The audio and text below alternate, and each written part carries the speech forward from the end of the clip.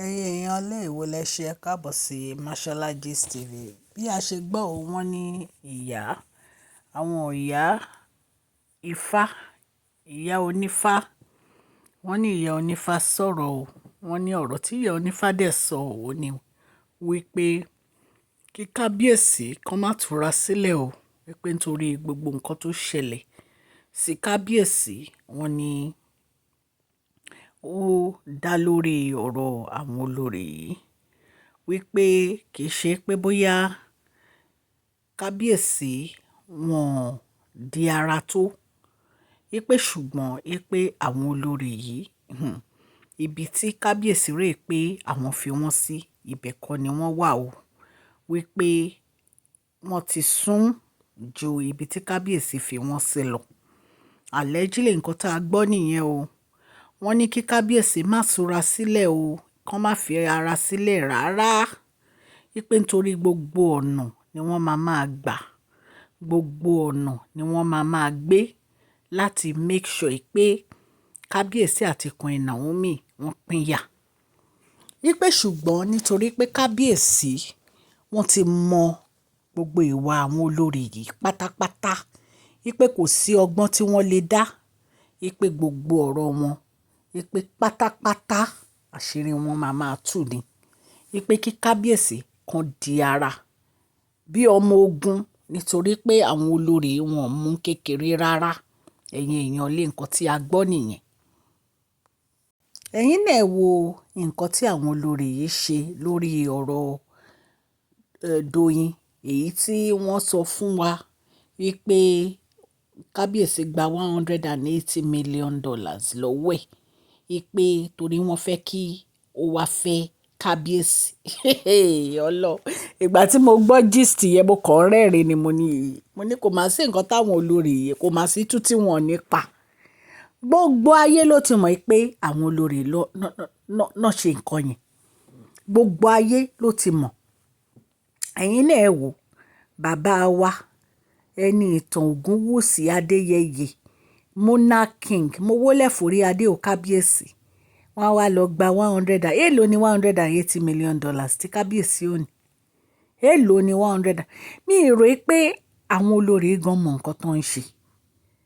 èèlò ní $180 million tí kábíyèsí ò ní tó jẹ́ pé ọwọ́ obìnrin ni wọ́n ti wá lọ gbà ẹni tó ń sọ yẹn gan bóyá ló ní 10 million lákàùntì àbí Amẹ́ríkà kọ́lẹ̀ lẹ́ni yẹn wà ṣé Amẹ́ríkà ó easy láti gbé Amẹ́ríkà àbí ó easy láti kéèyàn kan kó 10 million sí inú àkáǹtì l'Amẹ́ríkà àwọn irọ́ kan wà tó yẹ pé ẹ lè máa pa tó yẹ pé àwọn èèyàn gá ti mọ̀ pé irọ́ tẹ̀ ń pa yìí kò ní ọpọlọ rárá kò ní ẹsẹ̀ àwọn irọ́ rádaràda ẹ wá ní obìnrin kan bó ní obìnrin yẹn gan ti rí 180 million tó kó fún kábíyèsí níbo ló ti rí irọ́ ni gbogbo ẹ̀ irọ́ ni ọ̀rọ̀ yẹn irọ́ ló bá dé irú àwọn ọ̀rọ̀ báyẹn kò lè tà létí àwa nítorí àwa ti mọ̀ pé òjì àwọn olórí yìí ló wà ń bẹ̀ àwọn náà pa gbogbo àwọn irọ́ yẹn pọ̀ tán fẹ́ sọ́dọ̀ odindi ẹ wá ń ba image ọkọ yín jẹ́ lórí social media ẹ lọ mú lẹ́tà ẹ fi palace stamp ẹ fi sí because kíni because ẹ fẹ́ kí Queen Naomi padà wá sínú palace kì í ṣe ní lẹ ti ń ṣe kì í ṣe ní lẹ ti ń ṣe ẹ̀yin tó yẹ pé tí ẹ lè mú lẹ́tà ilé sẹ́ǹdẹ̀ lọ sí overseas nítorí pé ẹ fẹ́ kí Queen Naomi lọ represent kábíyèsí ní overseas ẹ̀yin náà lẹ tún máa gbé ọgbọ́n yẹn náà lẹ tún máa dá lẹ tún máa ní ẹ fẹ́ kí kábíyèsí ẹ fẹ́ kí wọ́n mú Queen Naomi travel o kí ló dènà ṣé kò sú yín ni gbogbo ìwà tẹ́ ń wù yìí ṣé kò sú yín ni because ọ̀rọ̀ yín ó kàn máa ń yà mí lẹ́nu ni téèyàn bá tún gbọ́ tó bá yá wọn léèyàn ń sọ̀rọ̀ báwo la ṣe ní sọ̀rọ̀ sírú ọ̀rọ̀ báyìí báwo la ṣe ní sọ̀rọ̀ sírú ọ̀rọ̀ báyìí òótọ́ ọ̀rọ̀ ṣòro sọ ṣùgbọ́n ẹni tó bá ta bá kó fara mọ́ nítorí ẹ̀ kò yẹ kẹ́ máa ṣe nǹkan tó jẹ́ pé ó máa jẹ́ bí ìgbà tó yẹ pé ojú títì ló ń bá dé ni bí ìgbà tó yẹ pé ojú títì ní ọ̀rọ̀ yìí ló ń bá dé ni because irú àwọn ọ̀rọ̀ wa irú àwọn ìwà wo lèyí ẹ wá mú lẹ́tà ẹ wá gbé sórí Facebook ẹ wá kọ orúkọ kábíyèsí ẹ fi stamp kábíyèsí ṣe pé wọ́n fẹ́ fẹ́ obìnrin o wọ́n sẹ́ndí lẹ́tà yẹn sí obìnrin yẹn lórí irọ́ ẹ̀yin aráalé oríṣiríṣi là ń rí o ṣé ẹ mọ̀ pé ìyẹn ò ń ṣàlẹ̀ ìjì nǹkan tẹ̀yin náà rí lórí social media ni àbí ṣé ẹ ti rí pé gbogbo ìgbà tá a bá ń sọ gist ṣé ẹ rí pé gbogbo ẹ̀ máa ń já náà bá nǹkan tí àwọn olórí yìí itú tán pa nínú palace kò ń ṣe nǹkan tó yẹ pé a lè máa sọ fún yín ní gbogbo ìgbà because tá a bá ń sọ lójoojúmọ́ ẹ máa wòó pé irọ́ ni kò dẹ́ ń ṣe rọ́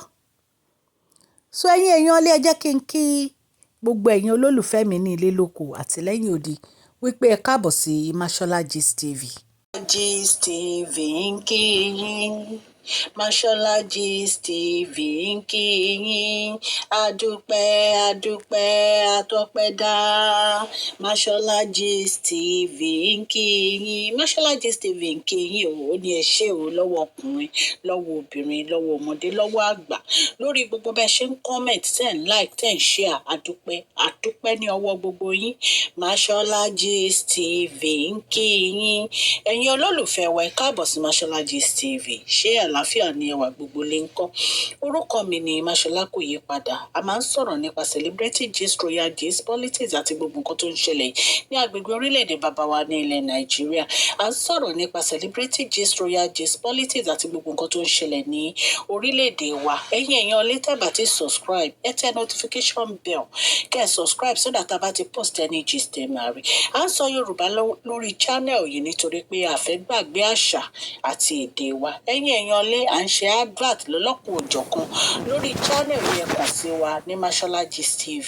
ọlọ́run elédùnmarè á bá mi gọ́wọ́ yín sókè o ọlọ́run elédùnmarè á bá mi ran gbogbo yín lọ́wọ́ o òkè ní ọlá yín á máa lọ o ọlá yín ò ní lọ ìsàlẹ̀ láíláí.